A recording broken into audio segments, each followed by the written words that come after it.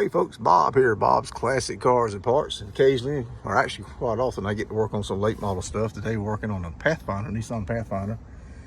I forget the year, it's a 2022. But the door has a really bad scrape down the side. So we're gonna see if we can't get that off. So what I'm gonna do first, I'm gonna sand it down with probably 2000 grit, wipe it down good. And I'll come back and put just a little bit of paint through here with a towel. I'll show you. And then I'll let that dry and I'll come back and I'll buff it down with a 3-step buffing process. So let me get started. Okay, so I wet it down and that's my 2000 grit paper. And we're just gonna scuff it up to try to give something to knock some of the edge of the scratch down and give the paint that I'm gonna brush in something to stick to.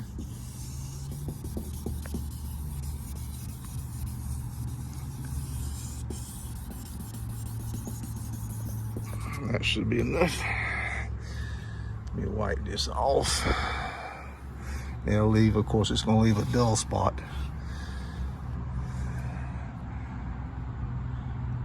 As you can see, it's already doing that, so that came out pretty good. So let me get the paint and I'll show you. I don't have a tripod with me, so I have to put it on and we'll show you what it looks like.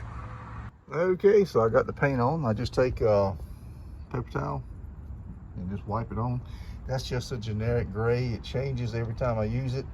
As I'm working on cars, if I got a black car or a silver car or a gray car and there's any paint left over, I just pour it in that bottle. So it's never the same paint from one job to the next. And when you're painting the car like the way I'm doing this here, you typically want the paint to be a little bit darker than the paint that's actually on the car. And this car's got a little bit of brown or a little bit of pewter in it. So this will be fine doing it this way. It's a little bit darker, and there's a reason for that. That'll help shadow anything and make it much more harder to show the scratches to anything that comes through. If you use too dark of a paint, it'll make it easy for the dark paint will show up and you'll be able to see that it's been repaired and repaired improperly. So we'll let this dry a few minutes. Let me get my generator warmed up and we'll go to buffing. All right, I got my buffer out, got my compounds and my pads out. And I work out the back of this Dakota pickup that you've seen some videos on the channel about. And my little Champion generator.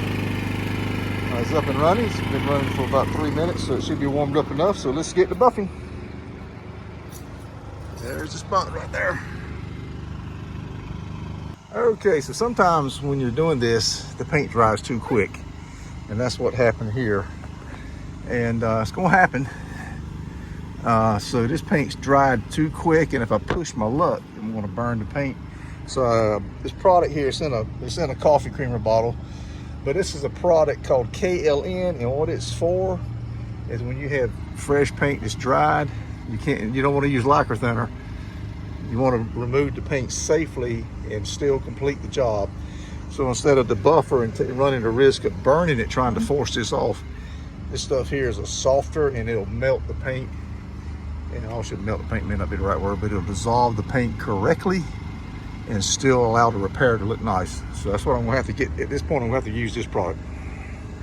Okay, check that out. That really did the job, man. It only took a few minutes. Now this company sells this stuff to me. They're proprietary, meaning they own the rights to it and they give me the right to use it, and I'm not supposed to resell it or say anything about it, how it's made, what it does, that kind of stuff. So I'm pretty much limited to what I can tell you, which is one reason why I keep it in that coffee creamer bottle, because I don't want the name of the product. I don't want to run a risk of them, because this product is outstanding. You see, look at this.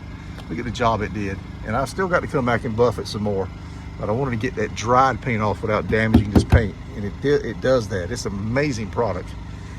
I use it a lot. And so don't ask me any questions about that, guys. I can't tell you. This is where experience comes in on this job. Anybody can wet sand a car and anybody can paint, but you got to know how to set. You notice I've switched pads from the oil pad to the foam. You got to know when to use the pad, which pad to use, and how much to buff. You buff too much, you'll blister this clear coat.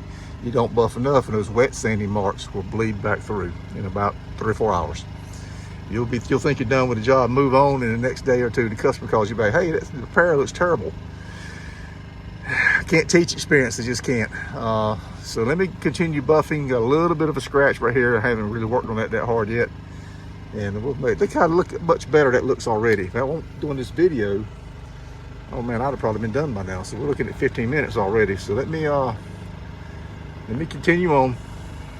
Okay, so we got the first layer of buffing or level of buffing done.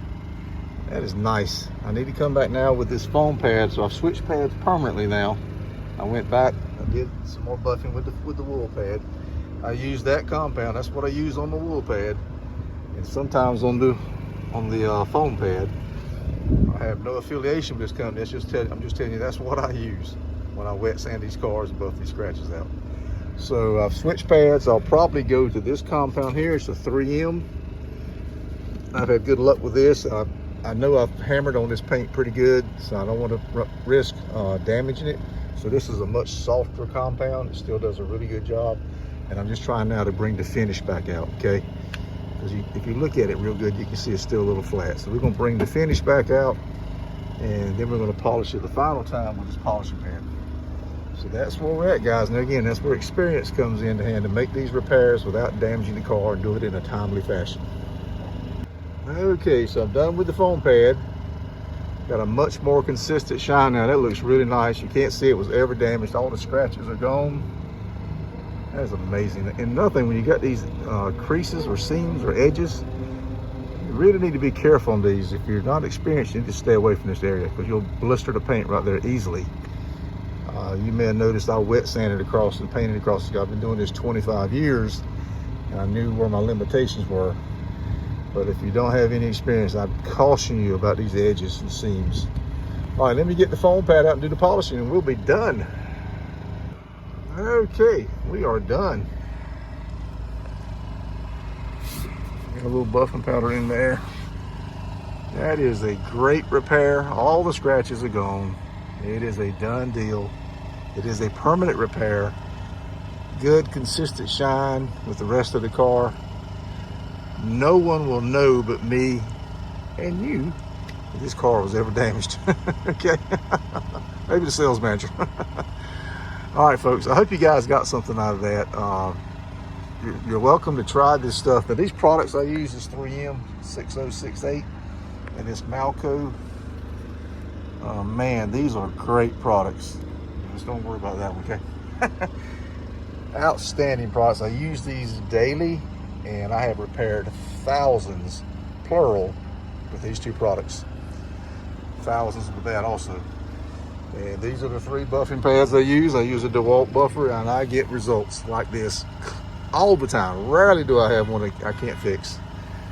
All right, folks, Bob out. Hope you guys enjoyed that. Please watch some of the other videos. Hit the thumbs up, please, on this video. It really helps me out, and it helps the algorithm. And I would like some more people to see this, that these kind of repairs can be made in the driveway of your house. If you want to try it yourself, I caution you, though, or if you want to hire a local guy that does this kind of stuff to come out.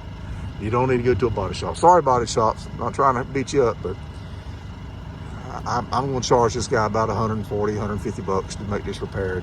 It would have been done 20 minutes ago, but I'm too busy running my mouth. So, bye.